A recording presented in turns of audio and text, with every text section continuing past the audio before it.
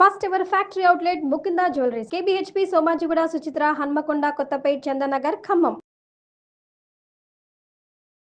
నమస్తే రమగారు. నమస్తే జయ. రమగారు, కార్తీక మాసంలో పౌర్ణమికి ప్రత్యేకమైన స్థానం. ఈ రోజు మనం 365 ఒత్తులు వెలిగించుకుంటాము. ప్రత్యేకంగా కొన్ని పూజలు కూడా చేస్తారు కదా రమగారు. అవును, పౌర్ణమి యొక్క విశిష్టత. కార్తీక మాసమే అత్యంత విశేషమైన మాసం. నెల రోజులు చేసుకుంటాం. మొన్న ఎప్పుడో ఎవరో గురువు గారు చెప్తున్నారు, వినాయకుడికి 9 రోజులు చేస్తాం, మా అబ్బాయికి చేశారు నాకు జయరా అంటుంది వాళ్ళమ్మ, అందుకని ఆమెకి ఉండమ్మా నీకు కూడా 10 రోజులు చేస్తామంటాం.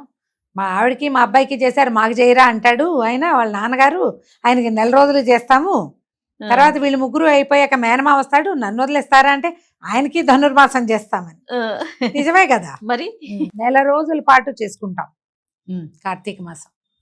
నెల రోజులు ఇప్పుడు శ్రావణంలో ఎట్లా పర్వదినాలు పండుగలు పూజలు ఉంటాయో అది ఆడవాళ్ల పండుగగా కనపడితే శ్రావణం, కార్తీకం సార్వజనీనమైన పండుగ. అన్ని రోజులు కార్తీక మొత్తం నెల రోజుల్లో ఒక్క రోజైనా నది, చెరువు, దిగుడు బావి, మామూలు బావి, చేతి పంపు నీళ్లతోటైనా సరే, ఒక్క రోజైనా ఓవర్ హెడ్ ట్యాంకు కాకుండా ఒక బకెట్లో నుంచి చెంబుతో ఎత్తి పోసుకోకుండా భూమిలో నుంచి వచ్చిన నీటిలో మునుగుతావో ఎత్తి పోసుకుంటావో ఒక్క రోజు చేసిన ఈ సంవత్సరం అంతా నువ్వు చేసిన చాలా పాపాలు పోతాయి. అది కూడా ఏమిటి, సూర్యోదయాత్ పూర్వం తెల్లవారుచామున ఒక్కనాడైనా శివాలయానికో విష్ణువాలయానికో వెళ్ళు. ఒక్కసారైనా ఒక్క సాయంకాలమైనా శివాలయంలోనూ విష్ణువాలయంలోనూ మీ ఇంటికి దగ్గరలో ఏ ఆలయం ఉంటే అక్కడ ఒక్క దీపం పెట్టు. ఒక్క చోట దేవాలయంలో 10 నిమిషాలు పట్టి చిన్న సేవ అయినా చెయ్యి. పొట్టిగా ఏదో పని చేసుకుంటూ కార్తీక పురాణం విను, చాలు నీ జన్మ ధన్యమైపోతుంది. కార్తీకం అంత విశేషమైంది. ఈ నెలలో నువ్వు ఏదో చిన్న దానం, అరటిపళ్ళు కొనుక్కున్నావు ఒక 1 డజను, ఎవరో ఒకళ్ళు చేయి జాపారు, ఒక పండు తీసి చేతిలో పెట్టావు, మహాద్భుతమైన దానం. ఏదో తింటున్నావు అవతల వాళ్ళకి పెట్టావు, నువ్వేదో కొనుక్కున్నావు ఇచ్చావు, ఓ పావలా ఇచ్చావు, 10 పైసలు ఇచ్చావు, అయినా కూడా అవును అవన్నీ మహోత్కృష్టమైన దానాలుగా పరిగణించబడతాయి. ఈ నెల అంత ప్రత్యేకమైనది. ఈ నెల అంతా ఇంతే. ఇందులో ఈ పౌర్ణమి నాడు ఉపవాసాలు ఒకటి ప్రధానమైన నియమం కనపడుతుంది. ఈ నెలలో ఓ రోజు ఉపవాసం ఉన్నా చాలు. నెలంతా ఉపవాసం అంటే మరి మహత్తరంగా ఉంటుంది. కార్తీక ఉపవాసాల సంగతి మళ్ళీ చెప్పుకుందాం తప్పకుండా. ఈ పౌర్ణమి నాడు విశేషం ఏంటంటే పౌర్ణమి నోములు చాలా మంది కనిపిస్తాయి. కేదారేశ్వర వ్రతం అని చేసుకుంటారు. పౌర్ణమి రోజు చేస్తే విశేషం.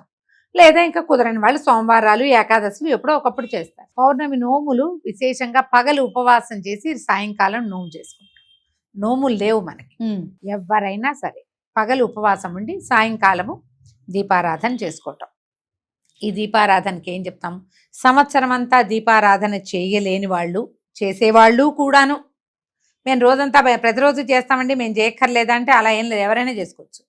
చేయని వాడికి స్పెషల్, చేసేవాడికి ప్లస్. ఈ 365 ఒత్తులని ఆవు నేతిలో నానబెట్టి మధ్యాహ్నమే చక్కగా కొంచెం కొస నలిపి ఒక చిటికెట్ కర్పూరం అంటించి వెలిగించి ఆ 365 ఒత్తుల జ్వాలని భగవంతుడికి సమర్పించుకోవాలి. సాధారణంగా ఇంటికి ఒకటి చాలు. చాలా మంది ఏమనుకుంటారంటే భార్యకు ఒకటి భర్తకు ఒకటి అని పెట్టుకుంటారు. నా వరకు నేను చెయ్యను. మీకు అలాంటి ఆస్తి ఉంటే మీ ఇష్టం, కానీ అవసరం లేదు. ఇంటికి ఒక దీపారాధన సరిపోతుంది. పిల్లలు ఇప్పుడు మనం వెలిగిస్తున్నాము, భర్త పిల్లలు కూడా పక్కనే ఉండి వాళ్ళు కూడా ఆ జ్యోతికి నమస్కారం చేసుకుంటే ఇంటిల్పాది చేసినట్టే. మనం గోత్రనామాలు చెప్పేటప్పుడు ఇంటి యజమాని నామని చెప్తే సరిపోతుంది కదా. మగవాళ్లే వెలిగించేందుకుంటే ఏర్పాటు ఆడవాళ్ళు చేయండి, దీపం మగవాళ్ళు వెలిగిస్తారు, సరిపోతుంది. ఈ 365 ఒత్తులు వెలిగించి తులసి దగ్గరో లేకపోతే మన పూజా స్థానం ఎక్కడుందో అక్కడో లేదా దేవాలయంలోనో మీకు ఎక్కడ కుదిరితే అక్కడే చేయాలన్న నియమం లేదు. కొంతమందికి ఇళ్లల్లో ఉంటుంది ఆ పద్ధతి, గుడికి వెళ్ళి పెట్టుకోవాలి అని. వాళ్ళ అత్తగారు ఆ ముందు అత్తగారు అలాగే చేశారు. మీ అత్తగారు చెప్పారు వెళ్ళండి, మీ అత్తగారు ఏం చెప్పలేదు, 365 ఒత్తులు వెలిగించు అన్నారు. మీకు కుదిరితే ఇంట్లో వెలిగించండి, కుదరపోతే గుళ్ళోకి వెళ్ళండి. అది కుదిరితే అది, ఇది కుదిరితే ఇది. ఈ ఒత్తులు వెలిగించి పగలు భోజనం చేయకుండా ఉపవాసం ఉన్నాం కదా, సాయంకాలం ఏదైనా చక్కగా వంట చేసి పెట్టుకుని అదంతా స్వామికి నివేదన చేసి పరమేశ్వరుడికి లక్షణంగా భోజనం చేయండి. ఈ కార్తీక పౌర్ణమి నాడు ఇంకొక విశేషం చేసుకోవచ్చు మనం. ఇది ఒక పద్ధతి, ఇది అందరూ పాటించే విధానం. లలితా సహస్రనామ పారాయణ చేసుకోవచ్చు. పౌర్ణమి రోజండి. పౌర్ణమి నాడు చాలా విశేషం. విష్ణు సహస్రనామ పారాయణ కూడా చేసుకోవచ్చు. మామూలుగా కార్తీకంలో మనకి ప్రధాన దైవం ఎవరి కోసం చేస్తాం కార్తీకం అంటే, నువ్వు సింపుల్ ఆన్సర్, నువ్వు శివుడు అని చెప్తావు. కానీ కార్తీకంలో సంకల్పం ఏం చెప్పబడుతుంది? కార్తీక దామోదర ప్రీత్యర్థం శివాభిషేకం కరిష్యే. కార్తీకుడు దామోదరుడు కూడా. కార్తీకంలో అసలు దామోదరుడే కార్తీక దామోదరుడు. ఈ సమయంలో ఉన్నవాడే విష్ణువు. ఆయన పేరుకి, ఆయన ప్రీతి కొరకు శివుడికి అభిషేకం చేస్తాం. ఆయన ప్రీతి కొరకు లక్ష్మీదేవి పూజ చేస్తాం. ఆయన ప్రీతికే తులసీధాత్రి కళ్యాణం చేస్తాం. అవును. ఆయన ప్రీతికే దీపం వెలిగిస్తాం. అన్ని సంకల్పాలకి కార్తీక దామోదర ప్రీత్యర్థమే చెప్పబడుతుంది. కార్తీకంలో చేసేటువంటి అన్ని రకాల ఆరాధనలు కూడా ఇద్దరికి శివకేశవ అభేదంగా వెళ్తాయి. అవి వాళ్ళిద్దరికీ తేడా లేదు. శివారాధన విస్తారంగా చేసినా అది ఆయన దామోదర ప్రీత్యర్థమే అనే చెప్పబడుతుంది. కాబట్టి మనం విష్ణు సహస్రనామం చేసుకోవచ్చు. లలితా సహస్రనామ పారాయణ చాలా అద్భుతమైన ఫలితం ఇస్తుంది. మనకి శరత్కాల చంద్రుడు పెద్దవాడు.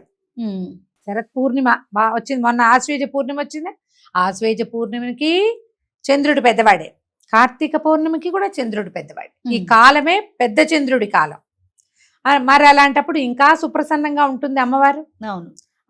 దీంట్లో చంద్రబింబాల్లో అమ్మవారిని భావించి వెండి పాత్రలో అంత పాయసం చేసి, క్షీరాన్నం చేసి, పాయసం అనగానే మీరు సగ్గుబియ్యం సేమ్యా అనుకుంటారు, కాదు, క్షీరాన్నమే, ఏమనాలి, పరమాన్నం తయారు చేసి వెండి పాత్రలో పెట్టి అది నివేదన చేసి దాన్ని ప్రసాదంగా తీసుకోండి.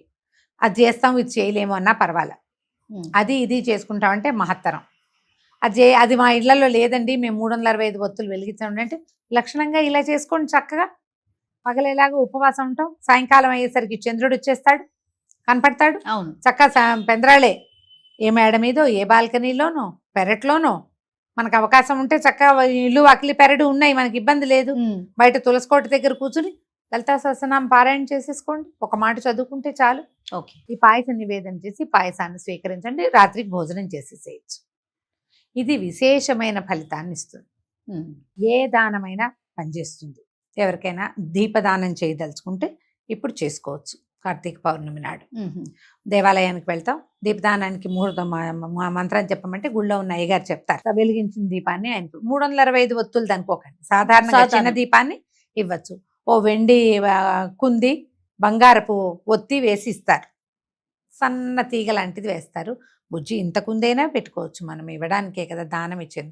పెద్దది మన శక్తి ఉంటే, లేదా మట్టి ప్రమిదనైనా, లేదా పిండితో చేసిన దీపారాధనైనా దీపదానం అత్యద్భుతమైన ఫలితాన్ని ఇస్తుంది. పౌర్ణమి నాడు చేస్తే మరి ఫలితాన్ని ఇస్తుంది. మేము ఈ అవకాశాన్ని బట్టి ఏది కుదిరితే అది మానకండా మాత్రం చేసుకో. మీకు నోములు ఉన్నాయి ఇంకో కార్తీక తప్పకుండా నోములు ఎలాగూ పాటించుకుంటాం కదా, నోముల ప్రకారం నోములు ముందుకు తీసుకెళ్ళిపోతాం, సరిపోతుంది. మామూలుగా ప్రతి నెల వచ్చే పౌర్ణమి చాలా విశేషమైంది కదా రమ్మగారు. మరి కార్తీక మాసంలో వచ్చే పౌర్ణమికి ఉన్న విశిష్టత ఏంటండి? ఎందుకంటే కార్తీకమే పూర్తిగా మనకి ఈ ప్రత్యేకమైన మాసం కదా, శివకేశవులు ఇద్దరి ప్రీత్యర్థము చేయబడేది. ఓకే. అందుకని ఎక్కువ విశేషం. మామూలుగా ఉండే నెలల్లో ఈ మాట చెప్పం కదా. శివ పూజ చేస్తూ దామోదర ప్రీత్యర్థం అని చెప్పబడే మాసం ఇది ఒకటే. పైగా ఈ నెలంతా ఉపవాసాలు ఉంటాం. అవును. రకరకాల విధానాలు పాటిస్తాం కదా. ఇప్పుడు చేసే స్నానము, దానము, జపము, దీపము అన్ని విశేషమే. అందుకని ఈ విశేష మాసంలో ఈ ప్రత్యేక దీపారాధన చెప్పబడింది. నమస్తే రమ్మగారు. నమస్తే.